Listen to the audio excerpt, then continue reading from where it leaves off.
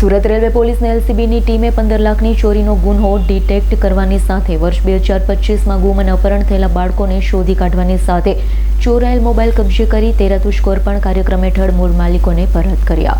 Surat railway police ગુનાખોરી ડામવા સતત patrolling કરી રહી છે, ત્યારે સુરત રેલવે પોલીસની એલસીબીની ટીમે બાતમીના આધારે 15 લાખની ચોરી કરનાર આરોપીને ઝડપી પાડી ગુનાનો ભેદ ઉકેલી કાઢ્યો, તો સાથે સાથે વર્ષ 2025માં ગુમ થયેલા અને અપહરણ થયેલા બાળકોને શોધી કાઢી તેઓના વાલી વારસને સહી સલામત તેનો કબજો સોંપવામાં આવ્યો છે।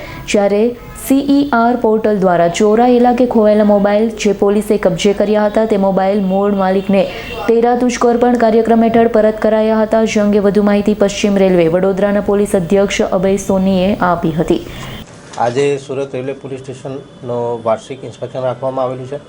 આ વર્ષ દરમિયાન સુરત રેલવે પોલીસ સ્ટેશન દ્વારા નાર્કોટિક્સમાં પ્રોહિબિશનમાં જે ગુમ થયેલા બાળકોને પરત પરિવાર જોડે મળાવવામાં અને મોબાઈલ રિકવરી કરવામાં ખૂબ સારી કામગીરી થઈ છે। આમાં ટોટલ જે સુરતના 146 છે અને સુરત ડિવિઝનના આખા 174 જેટલા મોબાઈલ ફોન છે, જેની કિંમત 29,50,000 જેટલી થાય છે।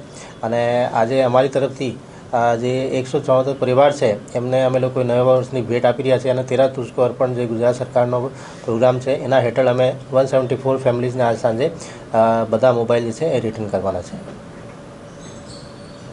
Bureau report S9 news Surat.